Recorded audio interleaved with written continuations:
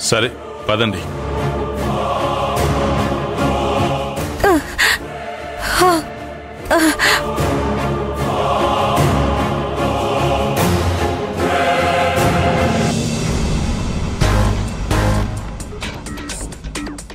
అంతా ఓకే కదా? పద పద పద. అమ్మా! పంతులు గారు జాతకాలు చూడండి.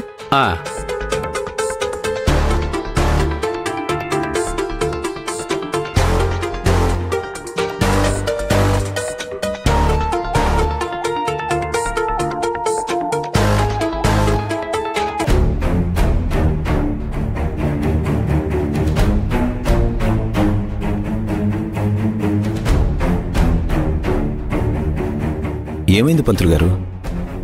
ఎందుకు ఆ జాతకాన్ని అన్ని రకాలుగా అలా తిప్పి చూస్తున్నారు? ఇందాక చూసిన జాతకం ఇది కాదనుకుంటానే. మిమ్మల్నే పంతులు గారు, ఏమైంది? ఏం లేదు రాఘవ.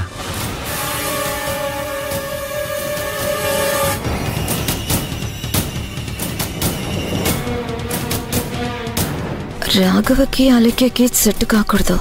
వాళ్ళ జాతకాలు కలవడానికి వీల్లేదు. వీళ్ల జాతకాలు కలవకపోతే ఆ వంకతో విరూపాక్షిని అలేఖ్యని బయటికి తరిమేయొచ్చు.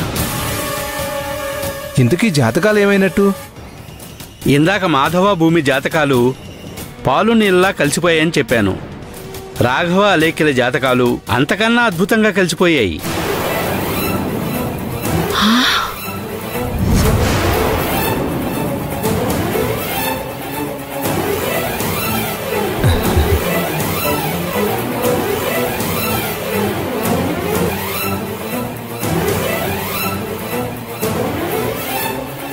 వాళ్ళిద్దరికీ పెళ్లి చేస్తే అన్యోన్య దాంపత్యమే కాకుండా ఆదర్శ దంపతులుగా కూడా వెలుగొందుతారు.